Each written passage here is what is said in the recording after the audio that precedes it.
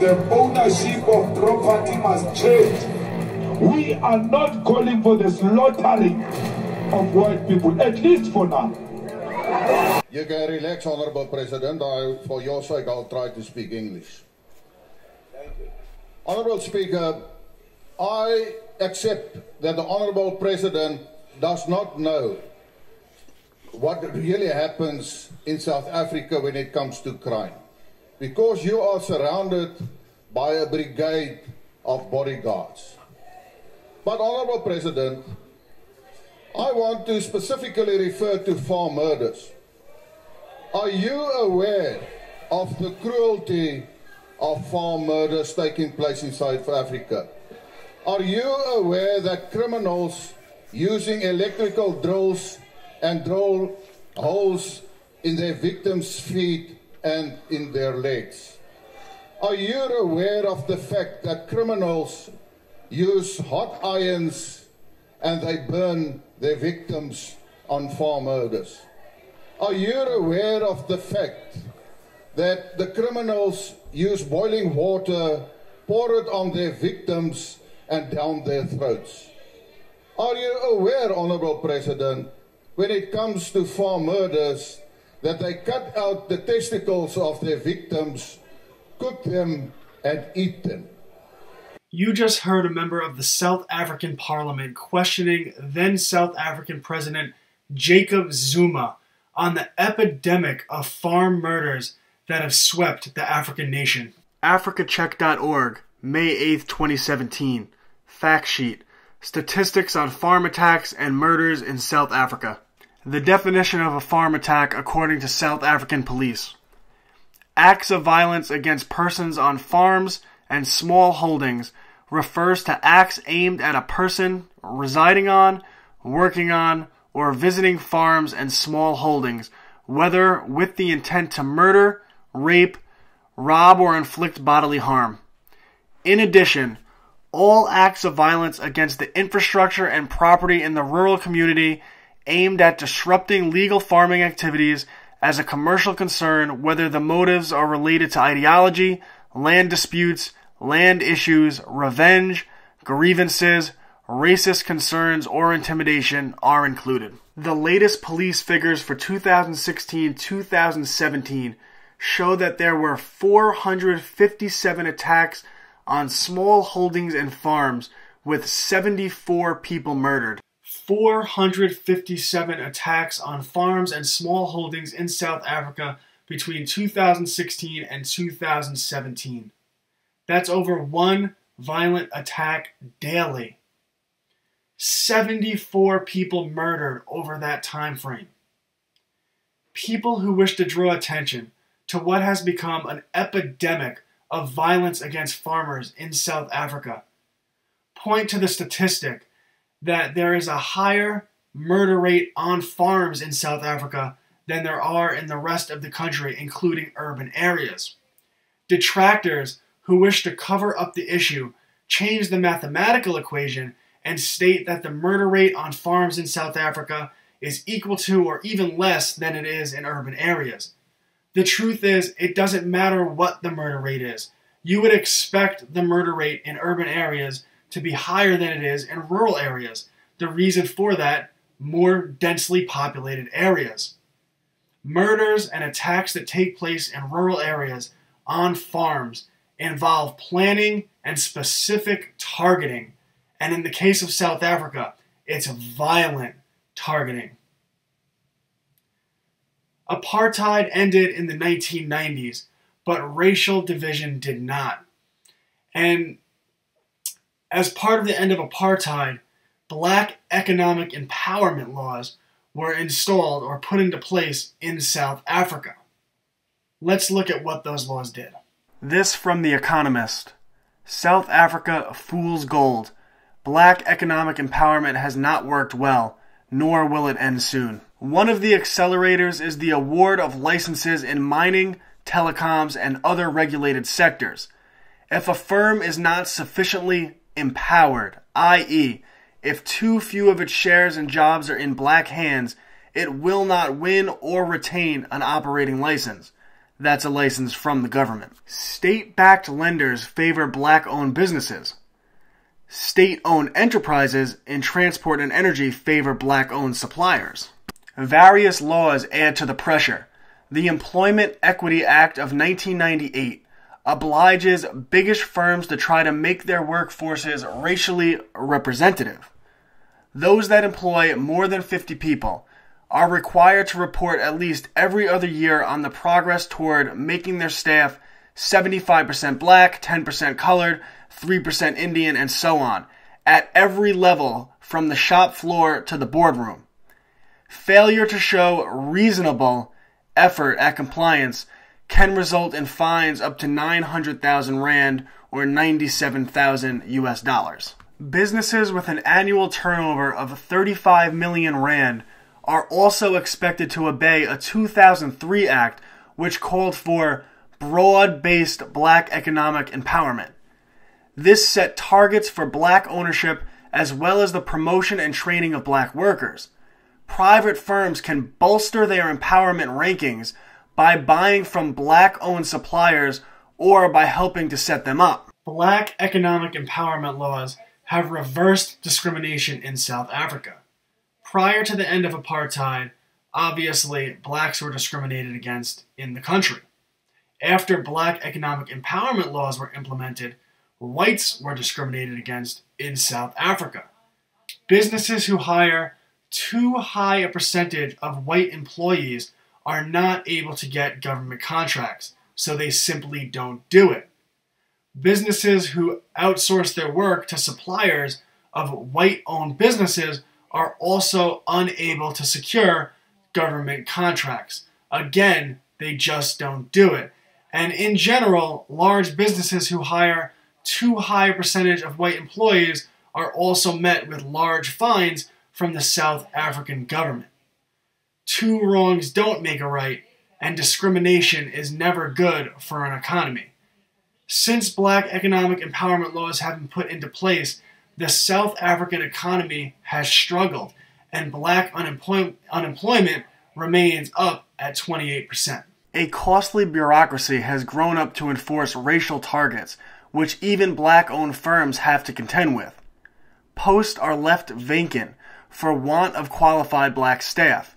Some businesses re-employ white professionals as freelance consultants to plug skill shortages without falling foul of the law. The binding constraint on greater black participation in the economy is education, says Lucy Halburn from the South African Institute of Race Relations, a think tank that has called for black economic empowerment to be scrapped. The proportion of professionals who are black is 36%, fairly close to the share of degrees held by blacks, which is around 40%. But that falls short of the 75% share of the total workforce who are black. It is no good setting quotas if there are not the skilled workers to fill them, says Halburn. Few business folk or politicians have echoed the call to junk black economic empowerment. The African National Congress, which is the party in power, is not about to lose power, and no sensible business wants to offend it. Far from scrapping black economic empowerment rules, the government is seeking stiffer penalties for firms that flout them. When businesses in South Africa are unable to find a qualified black worker to fill a position, they will often choose to leave that position vacant rather than hire a qualified white worker. This is to avoid fine from the government. The result is the stifling of the South African economy and the reluctance of businesses to invest into the economy that is so restricted by the government. The problem with identity politics is that it attempts to pick winners and losers, but in the end, everyone involved loses. And of course, once you go down the road of identity politics, there is never retraction. So the politicians have instead doubled down. The ANC, the African National Congress, the ruling party in South Africa, along with now resigned President Jacob Zuma, have now called for the confiscation of white-owned farmland in South Africa. The Telegraph, Jacob Zuma calls for the confiscation of white land without compensation. This is a matter, I believe, the majority, the blacks in general and the Africans in particular, it's not a matter to quarrel about. It's not a matter to disagree about. We need to be united on this matter.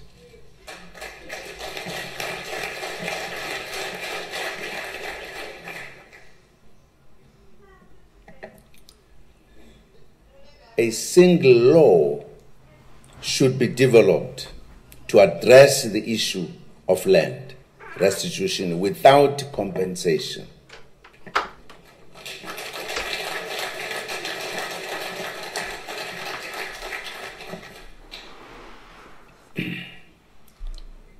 That's why we need to accept the reality that those who are in parliament where laws are made, particularly the black parties on this issue, should unite, because we need 2/3 majority to effect changes in the Constitution.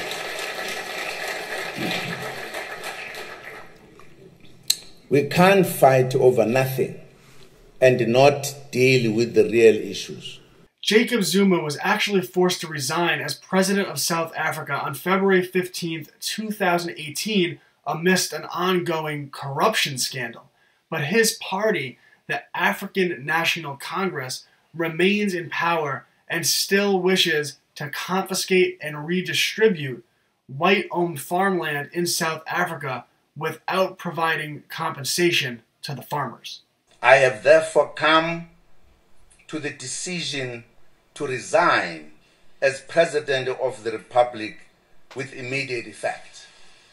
It is not the intention of the ANC to go and grab the land illegally and that type of thing. No. We will do it within the prescriptions of the laws of this particular country. And then if it means that the laws of this country are not adequate to address that, the first thing to do is to introduce the new laws that allows us to be able to. But once it's law, no farmer, no person that can come and say that I am going to disobey this law. No. Do it at your own peril. The African National Congress claims that they are going to use parliamentary procedure to rewrite the laws of South Africa so that they can legally and justly confiscate white-owned farmland without compensation and redistribute that land to whoever they see fit. This is a prime example of why individual liberty should be valued even more than democracy itself. There's something called natural law, and it states that we are endowed by God, if you don't believe in God, by nature or by birth itself, with certain rights that cannot be taken away.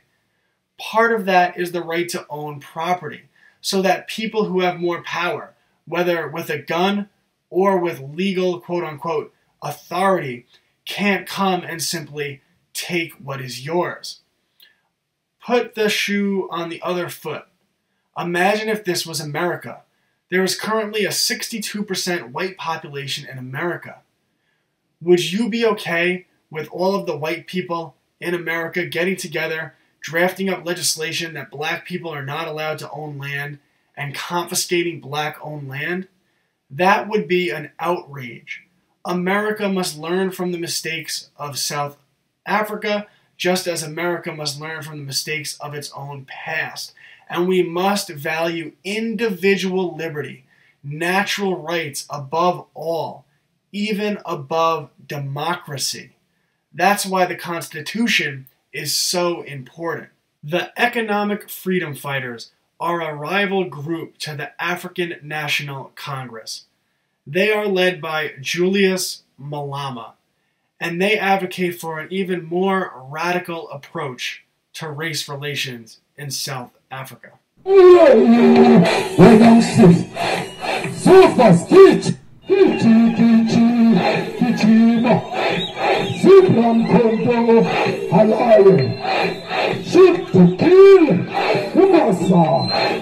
Shoot to kill, Kiss the poor, the farmer.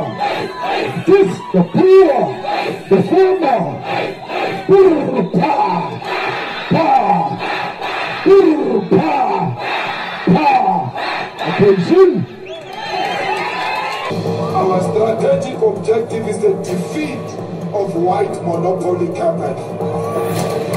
And that defeat of white monopoly capital means the ownership of property must change. We are not calling for the slaughtering of white people, at least for now. Afrikaner boys, don't push us too far.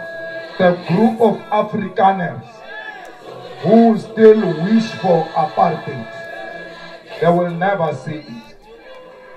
Afrikaner boys, the Poppers will dance. The EFF is coming for you, boys. Afrikaner boys, the ANC has made you to think this thing is still Orange Free State. This thing is not Orange Free State. This is Free State. When we take over power, Afrikaner males, you will know your place. Just pray. Pray to ancestors. Pray to Malan. Pray to Verwoerd. Pray and ask them for EFF not to come into power.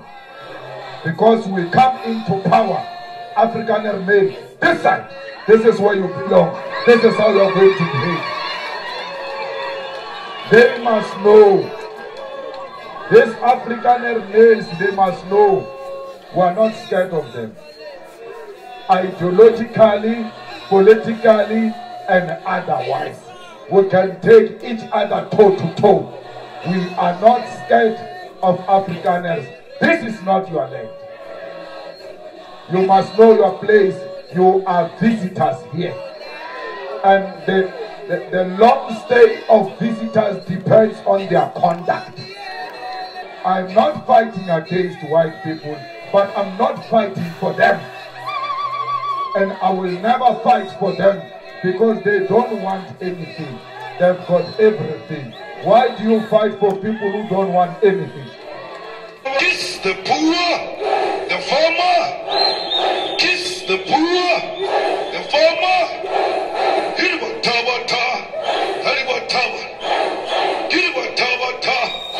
Shoot to kill, killer man. Shoot to kill, the master.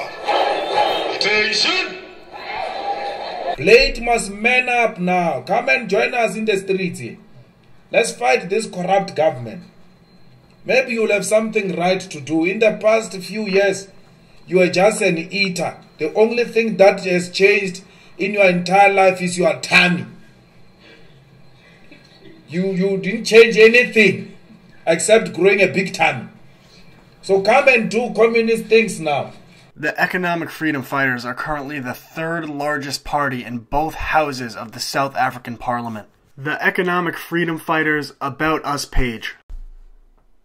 The Economic Freedom Fighters is a radical and militant economic emancipation movement that brings together revolutionary, fearless, radical, and militant activists, workers' movements, non-governmental organizations, community-based organizations, and lobby groups under the umbrella of pursuing the struggle for economic emancipation. The Economic Freedom Fighters are a radical, leftist, anti-capitalist, and anti-imperialist movement with an international outlook anchored by popular grassroots formations and struggles. The Economic Freedom Fighters takes lessons from the notation that political power without economic emancipation is meaningless. The Economic Freedom Fighters draw inspiration from the broad Marxist-Leninist tradition, communism, and the Fanonian schools of thought in their analysis of the state, imperialism, culture, and class contradictions in every society.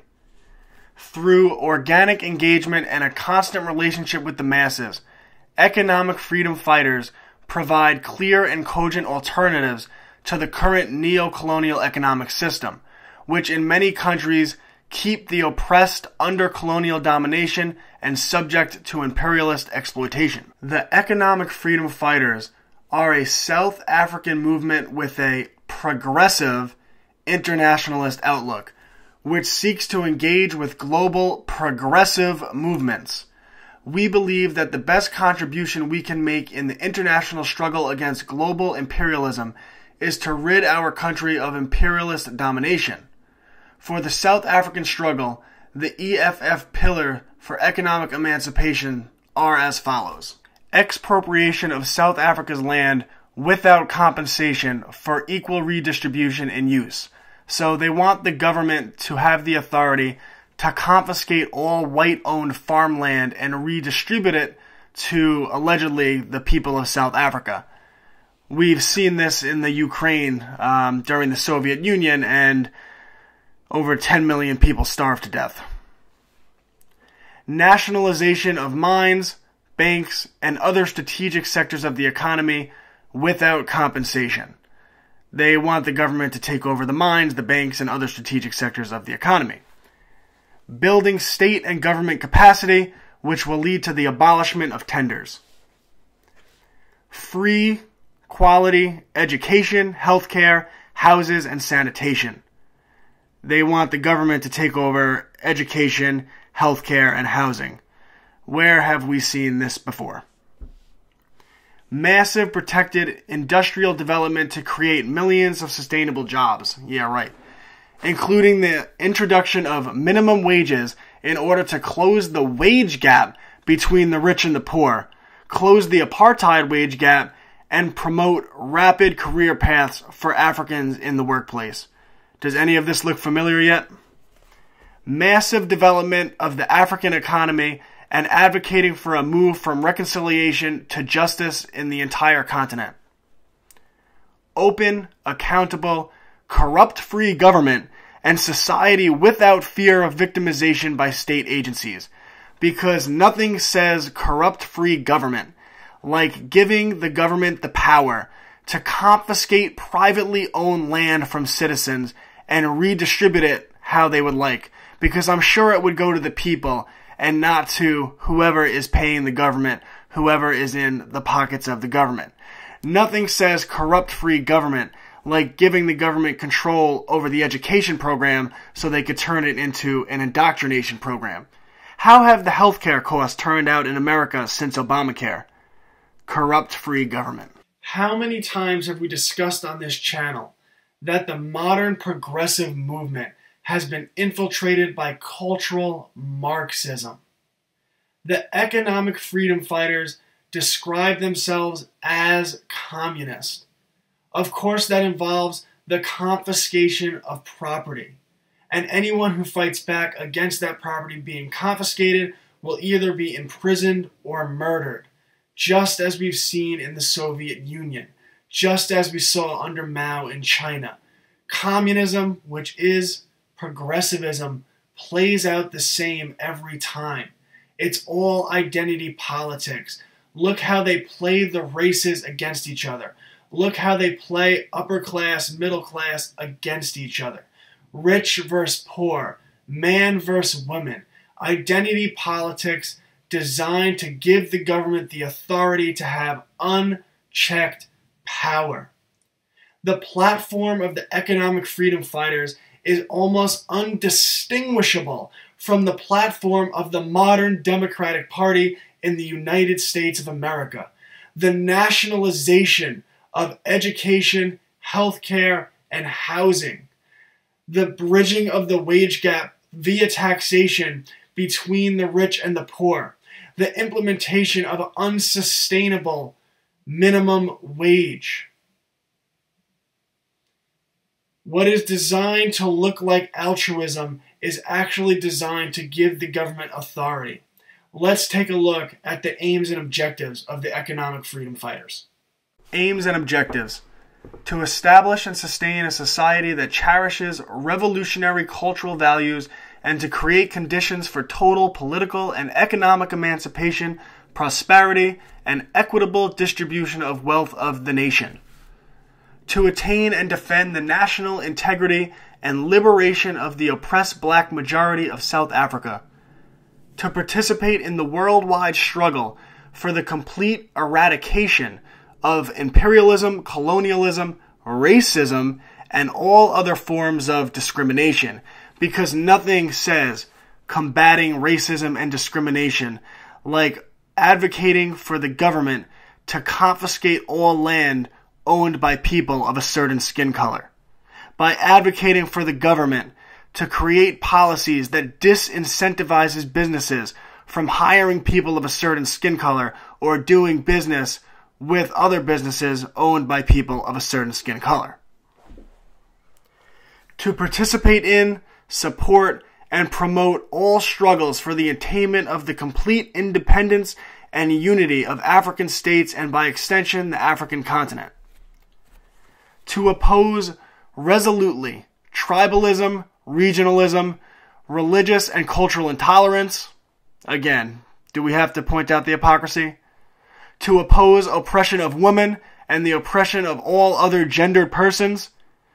To oppose the patriarchy, sexism, homophobia, and any cultural or religious practice that promotes the oppression of anyone, women in particular. Where, oh where, have we seen this before? Communism is a dirty word in America. The reason for that is there is an overwhelming body of historical evidence that has proven time and time again that communism as an ideology only leads to mass death and despair of all populations.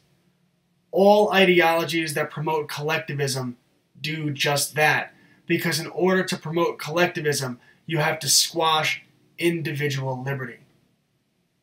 The cultural Marxists have rebranded themselves. What used to be communism, the bourgeoisie versus the proletariat class struggle, has evolved into progressivism, the oppressed versus the oppressor. They used to use class, now they use race. Black versus white, man versus woman, whatever it may be.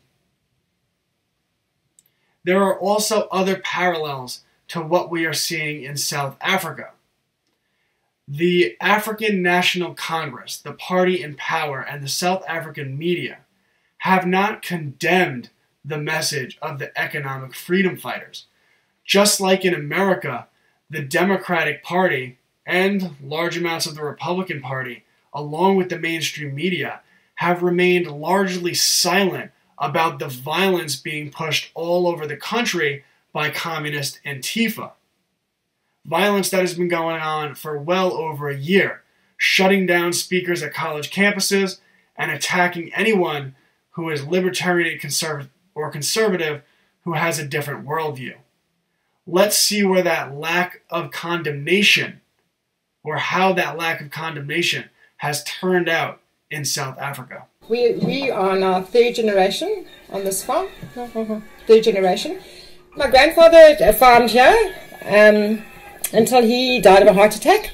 And then my dad inherited this portion and his brother inherited the top farm, which my dad eventually over the years bought back. So it's been in the family for more than 100 years. I grew up here. Myself and my 3 siblings grew up here, went to school in Graafnet, which I'm sure you came through, and then went to study in Cape Town, and yeah, it was always our dream to come back, and it was always the intention to come back, not under these circumstances though.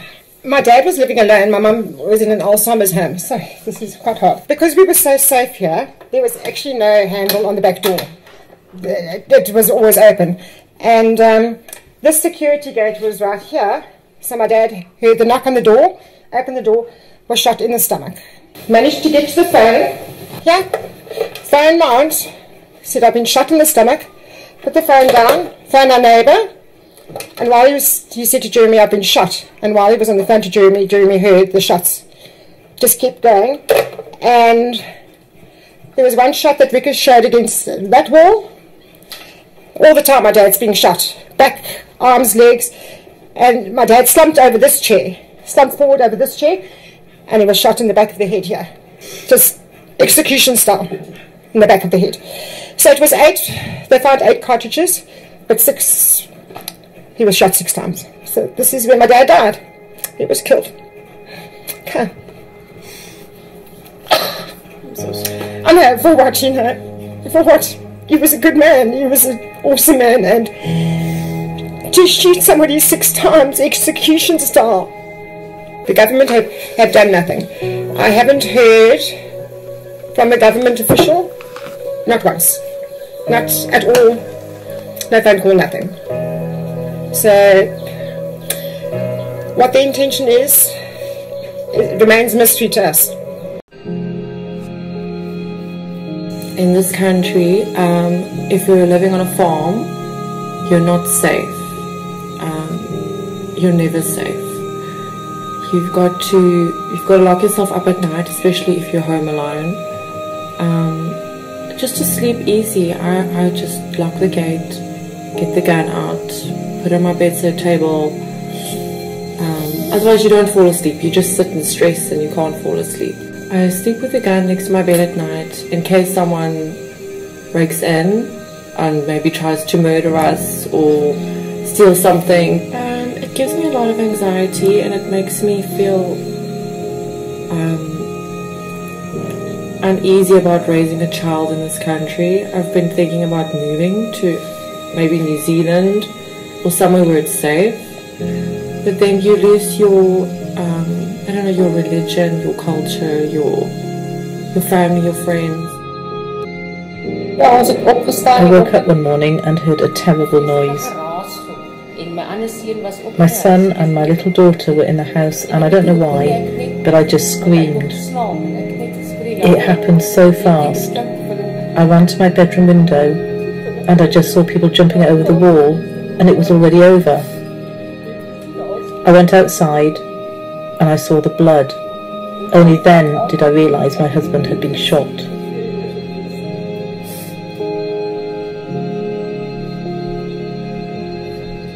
The marks are still on the wall.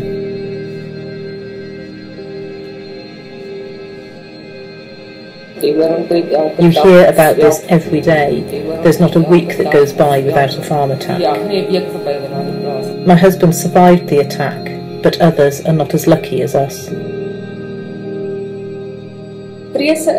During the week, I'm alone here. My kids go to boarding school, and I almost never go out. I always lock everything. It's had a huge effect on my life. My fears are for another attack. My peace has been stolen. I just never feel safe in my own home.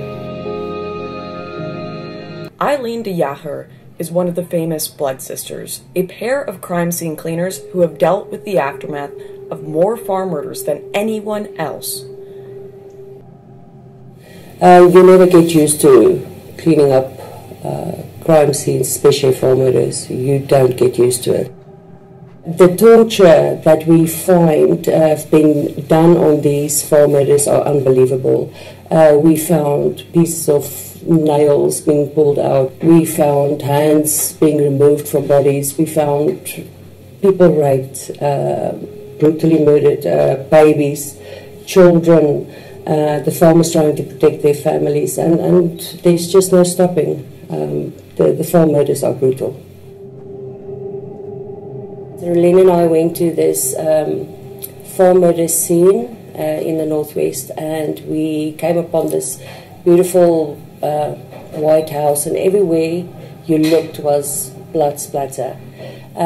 Since from where you walked in, there was blood against the curtains, the walls, the paintings, the floor, and you could see where 2 babies were murdered in the bathroom. So they were definitely attacked while giving the babies a bath. One of them actually survived and crawled all the way from the bathroom. He was about 2 years old.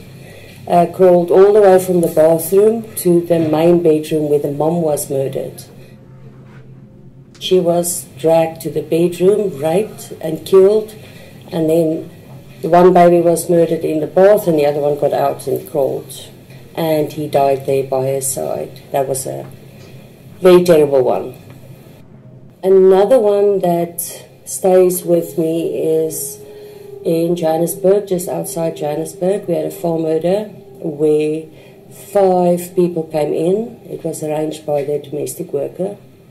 And they drowned the 12-year-old boy in boiling hot water. So we had to remove the skin from the bath as it was peeling off him in the hot water. That was a terrible scene. It's not about robbing or stealing.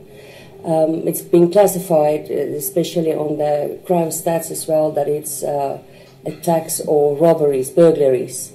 But because there is no statistic for farm murders currently in South Africa, the brutality of the farm murders in South Africa is undescribable. The things that you see on farm murders, the torture, the time it took to do the killings, the brutality and the ongoing torture is unbelievable. People's eyes, being removed, parts of their bodies, limbs, being raped with objects, not even by themselves. I think if you look at the worst movies ever made, it's not really a patch against what is really going on there. But 90% of the increase we found is due to unemployment, racial discrimination, and there's no hope. If you don't start your own business in South Africa, where are you going to work? There's no work. Racial discrimination against who, if you don't mind me asking? I have to be careful. Yeah, because I have to be a little bit careful. We work very closely with government. Racial discrimination against... No, it's okay. We have to be so careful. They started weekly.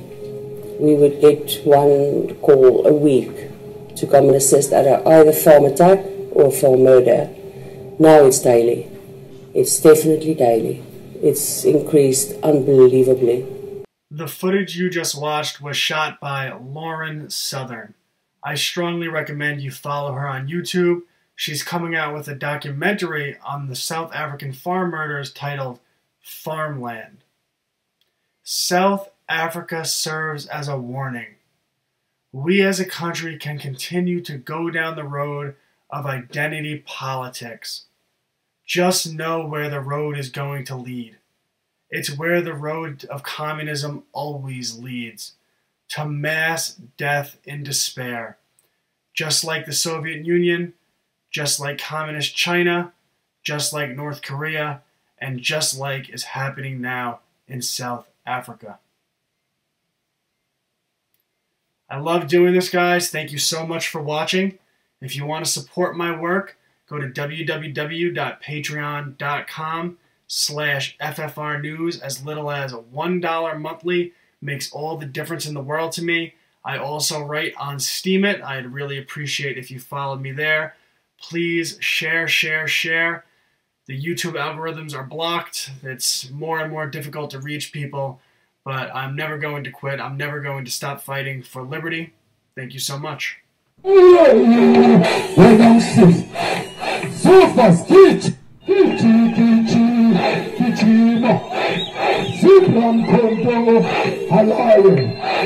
Shoot to kill, Umasa. Shoot to kill, kill him. Kiss the poor, the farmer. Kiss the poor, the farmer. Pa, pa, pa. Attention.